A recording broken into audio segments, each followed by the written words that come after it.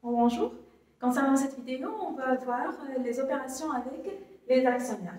En termes de ces opérations-là, on peut distinguer trois types d'actionnaires, à savoir un actionnaire qu'on appelle anticipé, un actionnaire qu'on appelle retardataire et un actionnaire qui est défaillant.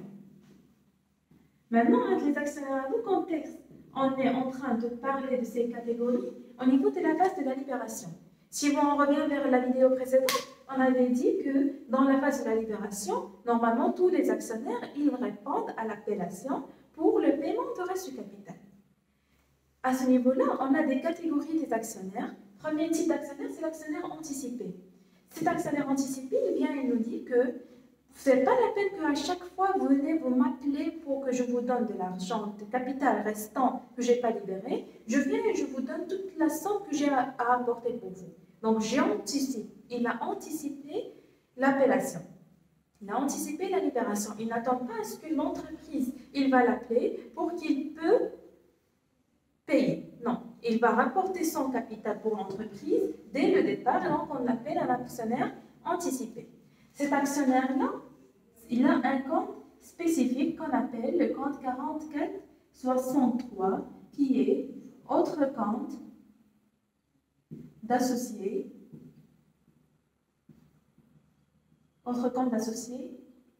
créditeur. Autre compte d'associé créditeur, comme vous avez remarqué ici, c'est la classe 4. La classe 4, c'est le passif circulant. Ce sont des dettes. Pourquoi une dette pour l'entreprise? Parce que c'est moi en tant qu'entreprise que je vais constater ce compte. Parce que lui, il m'a payé avant que je l'appelle, avant que je lui demande. Donc pour moi, c'est une dette tant que les autres actionnaires n'ont pas encore payé. C'est pour ça qu'on enregistre autre compte d'associé créditeur. La question qui se pose à ce niveau, c'est quand est-ce qu'on doit enregistrer ce compte-là? Quand est-ce? Lors de la phase où ils vont nous dire que l'actionnaire tel, il a payé telle somme d'argent plus que les autres actionnaires. Par exemple, je dis qu'il y a un monsieur X qui va ramener pour l'entreprise 100 actions. D'accord? Et chaque action, par exemple, elle coûte 100 dirhams. Normalement, l'entreprise a appelé le 1 quart, mais lui, il a ramené les 4 quarts, la totalité de sa part. Lorsqu'ils vont nous dire qu'il a ramené la totalité de sa part, il va ramener dans la banque. Il va ramener à la banque. Donc, en termes de la banque, ici, j'aurai 51,41, le nombre des actions qu'il a apporté. Donc, je vais l'enregistrer à la banque. La contrepartie, ça va être le compte 44,63, vu que les autres actionnaires n'ont pas encore payé. Donc, pour nous, c'est une dette tant que les autres actionnaires n'ont pas payé. Une fois ils payent, c'est bon, j'annule ce compte-là parce qu'il n'est plus anticipé, il s'est aligné avec eux dans le même niveau. Ils sont maintenant dans le même niveau. D'accord? Donc ça, c'était la première catégorie des actionnaires. Ce sont des actionnaires anticipés. Comme son nom l'indique, anticipés. Ils ont anticipé, ils ont prévu à l'avance, ils ont payé. D'accord? Deuxième catégorie, c'est l'inverse, c'est les retardataires. Ils n'ont pas retardataire, c'est quelqu'un qui est en retard. Il ne paye pas à temps. L'entreprise, il vient et il l'appelle. Il ne paye pas à temps, mais il va se tarder, il va lui dire maintenant, je n'ai pas de l'argent.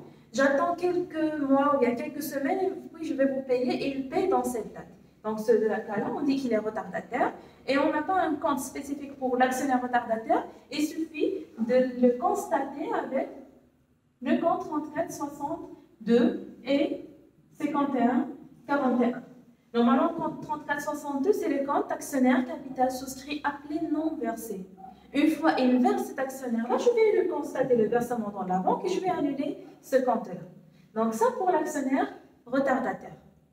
Maintenant, passons à l'actionnaire défaillant, mais bien avant, il a précisé que lorsqu'il est retardataire, il doit payer des intérêts, ce qu'on appelle des intérêts de retard sur ce retard qu'il a effectué.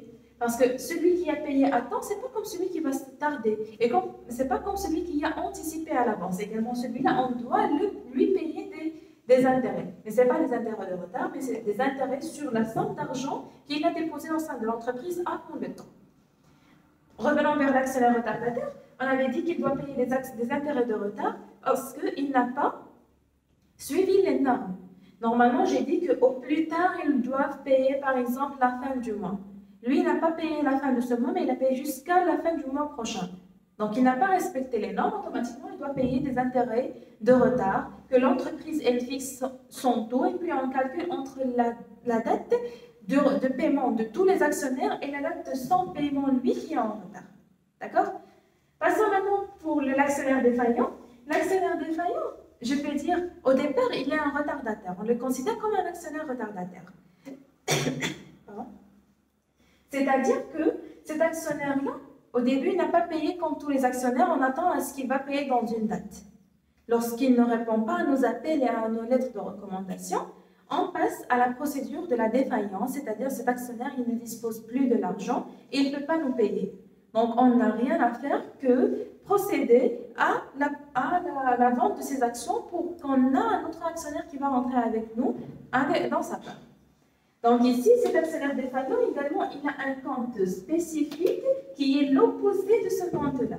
On a ici 44,63 en termes d'actionnaire anticipé. Maintenant, l'actionnaire défaillant, c'est le compte 34,63. C'est autre compte d'associé. À cette fois-ci, il est débiteur. Autre compte d'associé débiteur.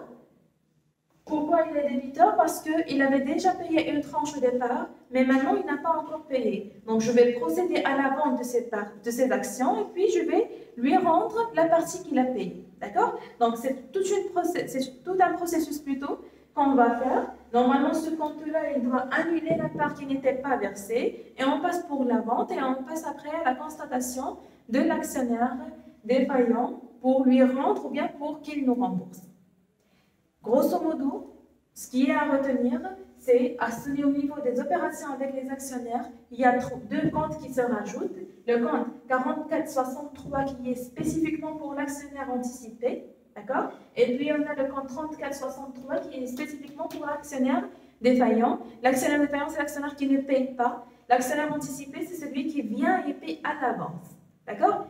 Reste entre les deux. C'est l'actionnaire retardataire, il va payer, mais c'est juste en retard, c'est pas grave, il va payer des intérêts de retard et ça ira.